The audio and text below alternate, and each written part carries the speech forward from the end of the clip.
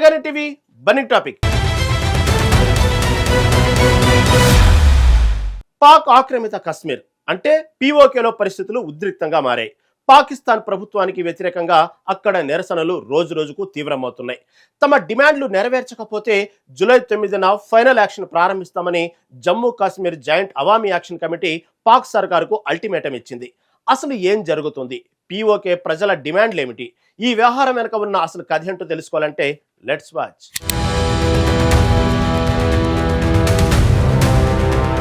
పాక్ ఆక్రమిత కాశ్మీర్ పీఓకేలో ఇప్పుడు రాజకీయ వేడి తారాస్థాయికి చేరుకుంది. పాకిస్తాన్ ప్రభుత్వానికి వ్యతిరేకంగా జనం కదం తొక్కుతున్నారు. గత కొన్ని వారాలుగా అక్కడ నిరసనలు, ఆందోళనలు ఉధృతమవుతున్నాయి. ఒకానొక దశలో ప్రజలు ఆగ్రహం కట్టలు తెంచుకుంది. పీఓకే మొత్తం ఇప్పుడు అట్టుడుగుతోంది. అసలు సమస్య ఏంటి? ప్రజల డిమాండ్లేంటి? పాకిస్తాన్ ప్రభుత్వం ఎందుకు నిర్లక్ష్యం చేస్తుంది? ఈ అణచివేతకు పాకిస్తాన్ ఎలాంటి మూల్యం చెల్లించాల్సి ఉంటుంది?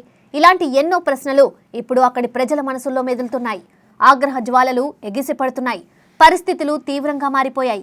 పీఓకే ప్రజల ఆందోళనలకు ప్రధాన కారణం ఆర్థిక సమస్యలే. నిత్యావసర వస్తువుల ధరలు ఆకాశాన్నంటుతున్నాయి.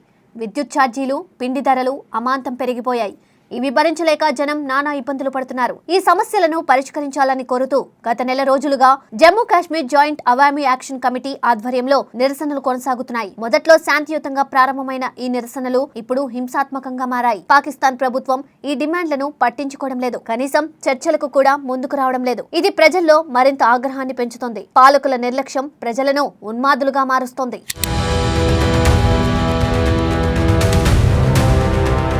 ఈ జాక్ సంస్థ పీఓకేలోని ప్రజలకు ఆశాదీపంగా నిలిచింది. వారి గొంతుకగా మారింది. మొత్తం 38 డిమాండ్లతో కూడిన ఒక చార్టర్ను పాకిస్తాన్ ప్రభుత్వానికి సమర్పించింది. ఇందులో విద్యుత్ ఛార్జీల తగ్గింపు, గోధుమ పిండిపై సబ్సిడీలు, రాజకీయ నాయకుల విశేష అధికారాల రద్దు, భారత పాలిత కాశ్మీర్ నుండి వచ్చిన శరణార్థుల కోసం రిజర్వ్ చేసిన 12 శాసనసభ స్థానాల తొలగింపు వంటి ముఖ్యమైన డిమాండ్లు ఉన్నాయి. ఈ డిమాండ్లను వెంటనే నెరవేర్చాలని జాక్ గట్టిగా డిమాండ్ చేస్తోంది. పాకిస్తాన్ ప్రభుత్వం ఈ డిమాండ్లను అంగీకరించకపోతే జూలై 9న ఫైనల్ యాక్షన్ చేపడతామని అల్టిమేటం జారీ చేసింది. ఇది ఒక రకంగా పాకిస్తాన్ ప్రభుత్వానికి పిడుగులాంటి వార్త అని చెప్పుకోవాలి. ఇదివరకే పీఓకేలో ఉద్రిక్తతలు నెలకొన్నాయి. జాక్ నాయకుడు సర్దార్ అమన్ ఖాన్ మాట్లాడినట్లు ఉన్న ఒక వీడియో ప్రస్తుతం నెట్టింట వైరల్ గా మారింది. అందులో ఆయన భారత్ సహాయం కోరారు. ఆహార పదార్థాలు, నిత్యావసర వస్తువుల కొరత తీవ్రంగా ఉందని, మానవతా సాయం అందించాలని ఆయన విజ్ఞప్తి చేశారు. పాకిస్తాన్ ప్రభుత్వం ఆర్థిక దిగ్బంధనాన్ని విధించిందని, పరిస్థితులు మరింత దిగజారితే పౌరులు భారత్కు వచ్చేందుకు వీలుగా నియంత్రణ రేఖ వెంటనే సరిహద్దును తెరవాలని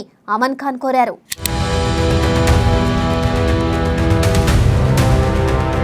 పాకిస్తాన్ ప్రభుత్వం నిరసనను అణచివేయడానికి క్రూరమైన చర్యలకు పాల్పడుతుంది. జూన్ 5, 2026న జాక్ సంస్థను ఉగ్రవాద వ్యతిరేక చట్టాల కింద నిషేధించింది. దానిని ఒక ఉగ్రవాద సంస్థగా ప్రకటించింది. ఈ చర్య ప్రజల ఆగ్రహానికి మరింత ఆజ్యం పోసింది. 600కు పైగా పౌర హక్కుల కార్యకర్తలు, నాయకులను అరెస్ట్ చేశారు. జాక్ చీఫ్ షౌకత్ నవాజ్ మీర్ సహా నలుగురు జాక్ నాయకుల అరెస్టుకు దారితీసిన సమాచారం కోసం 10 మిలియన్ల పాకిస్తానీ రూపాయల బహుమతిని కూడా ప్రభుత్వం ప్రకటించింది. ఉమర్ నజీర్ కాశ్మీరీ, ఖవాజా మెహ్రన్ అర్షద్, సర్దార్ అమన్ ఖాన్ కూడా ఈ జాబితాలో ఉన్నారు. ఇది ఒక రకంగా రాజకీయ అణచివేత.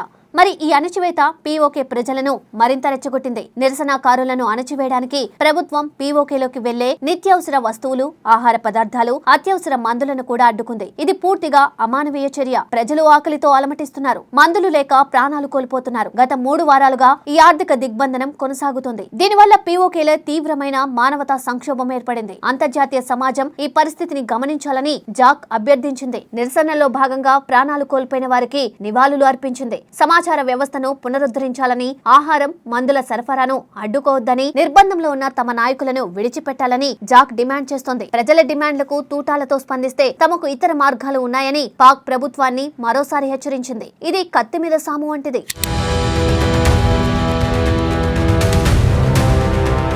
పీఓకేలో ఈ పరిస్థితులు మరింత ఉద్రిక్తంగా మారాయి. జూలై 9న జాక్ ప్రకటించిన ఫైనల్ యాక్షన్ కోసం పీఓకే ప్రజలు ప్రవాస కాశ్మీరీలకి పిలుపునిచ్చింది. ఆ రోజున పీఓకేలో పర్యటించాలని ఇస్లామిక్ కోఆపరేషన్ ఆర్గనైజేషన్, ఐక్యరాజ్య సమితి ప్రతినిధులు, అంతర్జాతీయ మీడియా, మానవ హక్కుల సంఘాలను ఆహ్వానించింది. పాకిస్తాన్ ప్రభుత్వం పీఓకేలో చేస్తున్న అరాచకాలను ప్రపంచానికి తెలియచేయడమే దీని ప్రధాన ఉద్దేశం. జాక్ తన మద్దతుదారులను జూలై 9 డెడ్లైన్ గడువు వరకు క్రమశిక్షణతో వ్యవహరించాలని కోరింది. ఆ రోజున ఎలాంటి సంఘటనలు జరుగుతాయో అని ప్రపంచం మొత్తం ఉత్కంఠగా చూస్తోంది. నిజానికి పీఓకే అనేది ఒక వ్యూహాత్మక ప్రాంతం. దీనిపై పాకిస్తాన్ అక్రమంగా ఆక్రమించుకుంది. అక్కడి ప్రజలు ఎప్పటి నుండో పాకిస్తాన్ పాలనపై అసంతృప్తిగా ఉన్నారు. వారికి సరైన హక్కులు లేవు. ఆర్థికంగా, సామాజికంగా ఎన్నో ఇబ్బందులు పడుతున్నారు. పాకిస్తాన్ ప్రభుత్వం వారికి ఎలాంటి అభివృద్ధిని అందించలేదు. కేవలం అణచివేత, దోపిడీ మాత్రమే జరుగుతున్నాయి. ఇప్పుడు ప్రజలు తమ గొంతును వినడానికి సిద్ధంగా లేరు. అందుకే ఇంత పెద్ద ఎత్తున నిరసనలు చేపడుతున్నారు. ఈ ఆందోళనలు కేవలం ఆర్థిక డిమాండ్లతోనే ఆగవు. అవి రాజకీయ సంస్కరణలు, రాజ్యాంగపరమైన హక్కుల కోసం చేసే పోరాటంగా మారే అవకాశం ఉంది.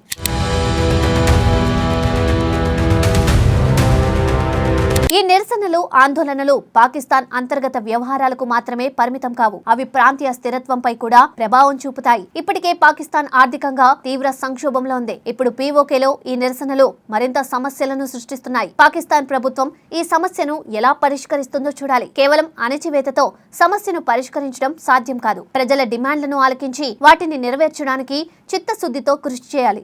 లేకపోతే పీఓకేలో రాజకీయ భూకంపం సంభవించడం ఖాయం.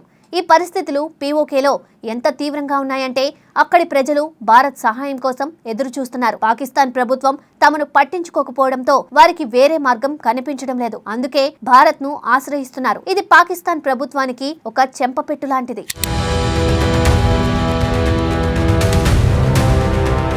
మరి జూలై 9వ తేదీన పీఓకేలో ఏం జరగబోతుంది? జాక్ ఫైనల్ యాక్షన్ కు దిగితే పాకిస్తాన్ ప్రభుత్వం ఎలా స్పందిస్తుంది? అక్కడి పరిస్థితులు ఎంత దూరం వెళ్తాయి? అంతర్జాతీయ సమాజం ఈ విషయంలో జోక్యం చేసుకుంటుందా?